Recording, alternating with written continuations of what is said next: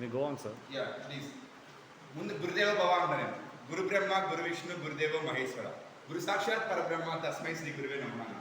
ఎందుకన్నా ఈ మాట మీలో 49% పీపుల్కి గురు అంటే ఆచార్య దేవో భవ అంటే తెలియదు. ఆచార్య దేవో భవ, ఆచార్య దేవో భవ అంటే ఈ సబ్జెక్ట్ మొత్తం కూడా చూడమ్మా. ఆచార్య దేవో భవ, ఆచరించి ఆచార్య దేవో భవ అనాలి. ఏమన్నా ఆచరించేవాడిని ఆచార్య దేవో భవ అంటారు, అంతేగా. అలాగే మన ఐసీ డిపార్ట్మెంట్ సబ్జెక్ట్స్ అన్నీ కూడా ఎవరైతే రియల్గా ల్యాబ్లో ఎక్స్పీరియన్స్ చేస్తున్నారో వాళ్ళే ఏసీ డిపార్ట్మెంట్ ఇంజనీర్స్ అని చెప్తాను. అందరం యాక్సెప్ట్ చేస్తారు ఈ పాయింట్. ఫస్ట్ పాయింట్ చెప్తాను. నేను ఇక్కడ ఓన్లీ 7 పాయింట్స్ చెప్తానమ్మా. ఇది అందరూ యూట్యూబ్లో కొన్ని వేల మంది రీచ్ అవ్వాలని కోరుకుంటున్నాను నేను. ఆ వేల మందిలో మీరు 1 మంది ఉన్నారు. దయచేసి మీరు షేర్ చేయండి. అండ్ నేను ఇంపార్టెన్స్ ఏం చెప్తున్నా అంటే ఈసీ డిపార్ట్మెంట్ మనం చదివే ప్రతి సబ్జెక్ట్ కూడా ఆచార్య దేవోభావకు రిలేటెడ్ ఎట్లా అవుతుందంటే మీరు ఆచరిస్తారు. అలాగే నేను కూడా ఒక ఆచార్య దేవ ఎప్పుడు అవుతానంటే నేను ఆచరించి చెబితే, నేను టెస్ట్ చదువుతాను చెప్తే మీకు నేను ఆచరిస్తే మీరు ఆచరిస్తారు, అంతేగా. This is the first point. And second point very very important. మీరు చదివే ప్రతి టాపిక్ కూడా ఈసీ సబ్జెక్ట్ రిలేటెడ్ కాబట్టి ఈసీలో మీకు ఎన్ని సబ్జెక్ట్స్ ఉన్నాయి తెలియాలి. అలాగే మనకి 3-1 టైప్స్ లికార్ డికార్ digital communications something like CAO very good. ఇంకా సబ్జెక్ట్స్ సిఎస్సి ఎలక్టివ్ ఉంది. అంటే computer science, electronics, electrical, mechanical, civil, IT ఎలాగైతే అంటామో అన్ని బ్రాంచ్కి సమూహంగా చేస్తేనే మనం ఒక టెక్నికల్గా స్ట్రాంగ్ అవుతాం. పైథాన్ ప్రోగ్రామింగ్ సిఎస్సి వరకు, మెకానికల్కి, ఈసీ కూడా వస్తాయి ఎక్సెప్ట్. అలా సెకండ్ పాయింట్ ఏంటంటే all subjects are interlinked.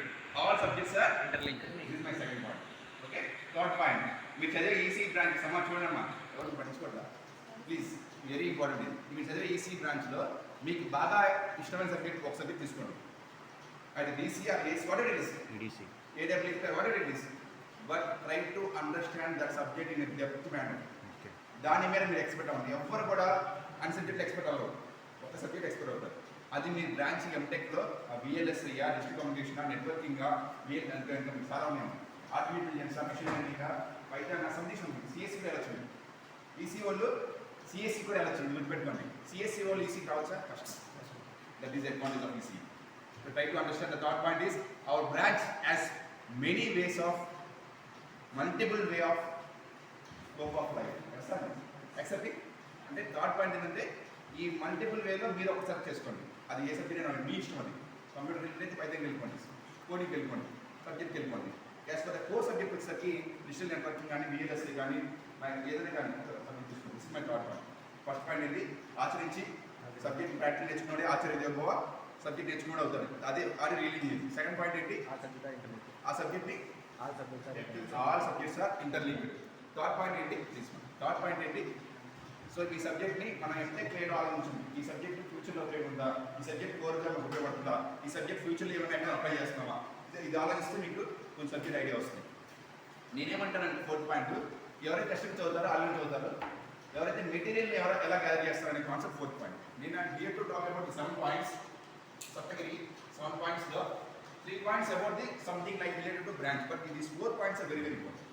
How to score GATE or PGCET or whatever is complex exams, government job lo em kavalante first collecting of data.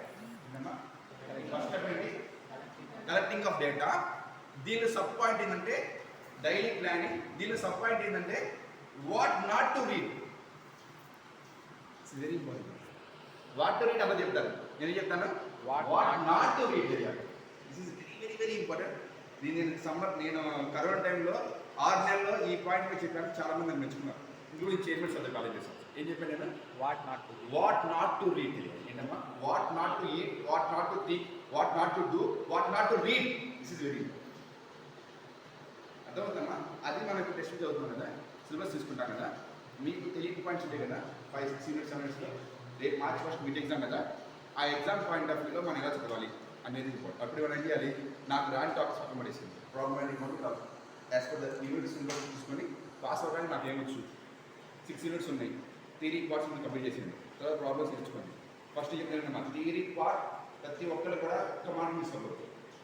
7 to 14 marks వచ్చేసేయాలి first. తర్వాత దాంట్లో theory parts ఏబీలు ఉంటాయి కదా, ఏ theory be problem ఉంటుంది, ఏ theory మాత్రం ఒక్క mark miss అవ్వదు. దయచేసి నేను అప్లై చేసిన ఫార్ములా మీకు చెప్తున్నాను. నేనేం మాట్లాడినా నేను అప్లై చేసి చెప్తా చెప్పు అప్పుడు నేను ఆశ్చర్యపోవాలి అది ఆశ్చర్య బాగుంటుంది. This is very clear first point. So నేను చెప్తున్నా ఏంటంటే మీరు డేటాని సెలెక్ట్ చేసుకోవడం very important. Textbook all అన్నా material YouTube Wikipedia whatever it is but try to concentrate on the planning of the syllabus. This is very very important. Fourth point is planning. First point Gurudeva Acharya. Second point all are interlink same subjects. Third point how to interlink this one into competitive exams, government exams, GATE కానీ either competitive exams, government jobs management college. Fourth point ఏంటి, how to collect data and what not to read, how we need to be identified in a systematic planning manner.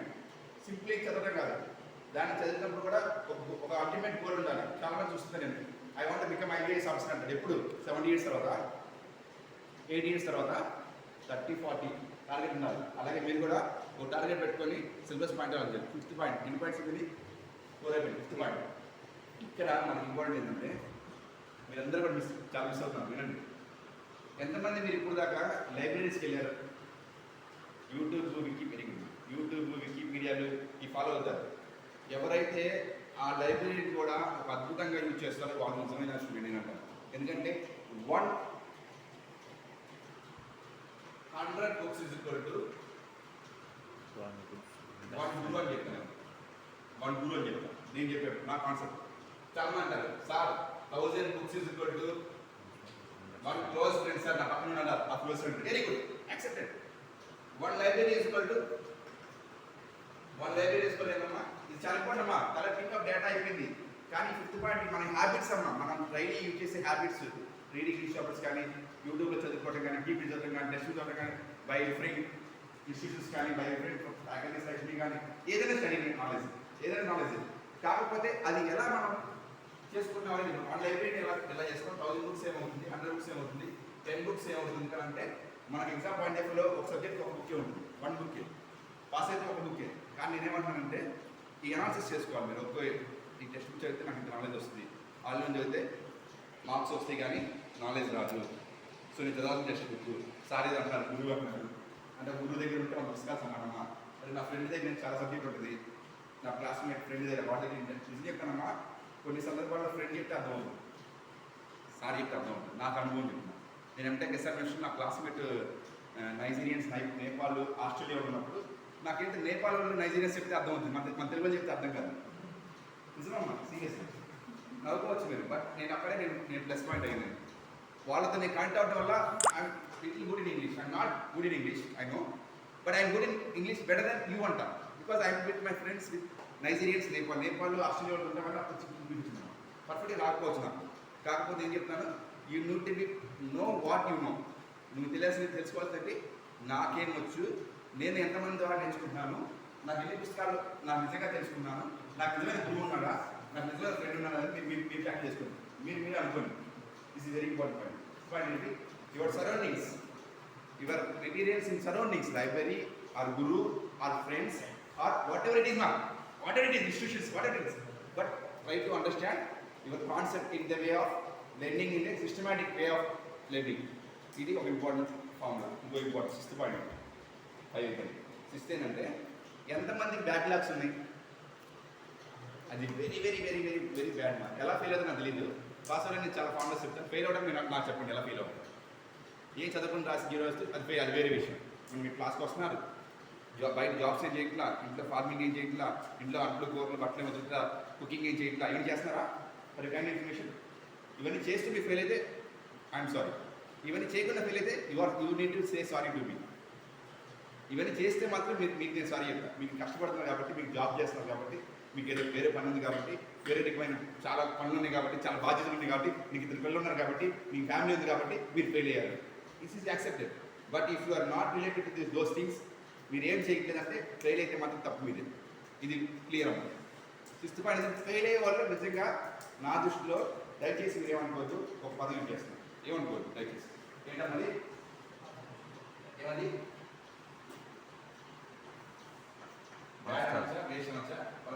ఇవన్నీ అనుకుంటాం. ఎందుకంటే ఇతను bad waste అనేది సబ్జెక్ట్లో fail అయితే bad waste కాదు. ఎందుకంటే లైఫ్లో ఫెయిల్ అయిన వేస్ట్. ఎవరైతే సబ్జెక్ట్లో ఫెయిల్ అయిన సూసైడ్ చేసుకుంటారో వాళ్ళు వేస్ట్. ఎవరైతే సబ్జెక్ట్లో ఫెయిల్ అయిన జీవితం వేస్ట్ వాళ్ళు వేస్ట్. ఎవరైతే సబ్జెక్ట్లో నాకు ఏం రాదు, నేను ఈసీ డిపార్ట్మెంట్ చదివిపోతున్నాను, ఏడబ్ల్యూపీ ఫెయిల్ అయ్యాను, ఎస్ఎస్ ఫెయిల్ అయ్యాను, అమౌంట్ ఫెయిల్ అని ఏడుస్తారు, వాడు వేస్ట్.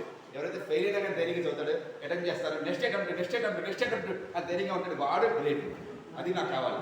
ఈ 6 పాయింట్ అన్నీ తీసుకున్నామా, don't do suicide. Because I find number of students do suicide because of failing. నేను అనుకుంటున్నాను నా స్టూడెంట్స్ ఫెయిల్ అయ్యారు, మా బ్రదర్ చచ్చిపోయారు, సూసైడ్ చేసుకున్నారు. I know the pain of suicides. అందుకే నేను ఈ వీడియో చేయమన్నాను. ఈ 6th పాయింట్ ఎందుకు చెప్తానంటే, ఒక పెయిన్ అనేది ఉన్న వాళ్ళకి పెయిన్ తెలుస్తుంది. నా ఓన్ పెద్ద చనిపోయారు, మా ఓన్ బాగా చనిపోయారు, చిన్న ఫెయిల్యూర్స్కి, లవ్ ఫెయిల్యూర్, ఎగ్జామ్ ఫెయిల్యూర్, చిన్న కాళ్ళకి కోసుకోవడం, ఇంటర్వ్యూతో సూసైడ్ చేసుకోవడం నేను చూశాను.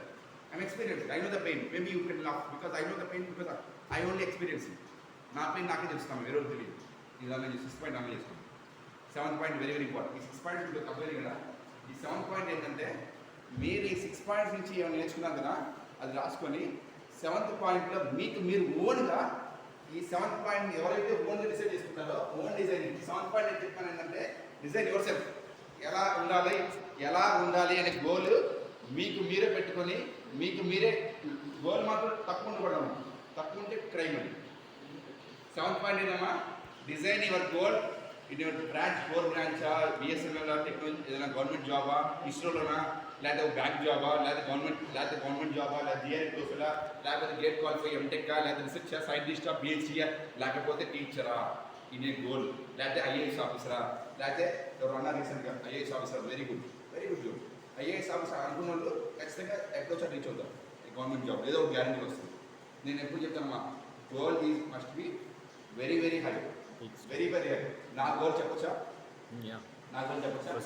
నా గోల్ ఏంటంటే, నేను బయటకు వచ్చినప్పుడు కనీసం 1000 మంది 2000 మంది నుంచొని నా క్లాస్ కోసం కూర్చొని క్లాస్ కొడతా ఉంటాను.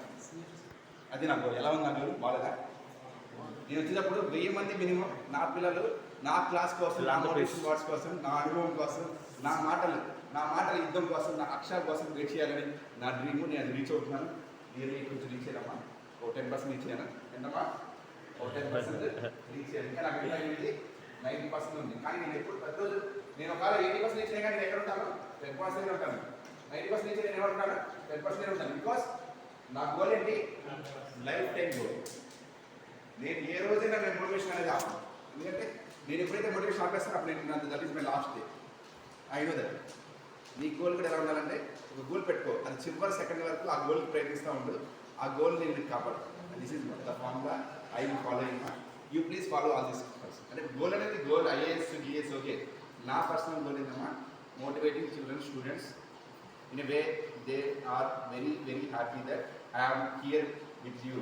ఒక్క మాట చాలమ్మా, నేను మీతో ఉన్నాను, నేను మీకోసం ఉన్నాను, నేను మీకు సహాయం చేస్తున్నాను, నేను మీకోసం మెటీరియల్స్ ఇచ్చాను అనే ఒక మాట చేయకపోయినా పర్వాలేదు. ఈ ఒక్క మాట మీకు ఏం చేస్తుంది? చాలా ధైర్యాన్ని ఇస్తుంది.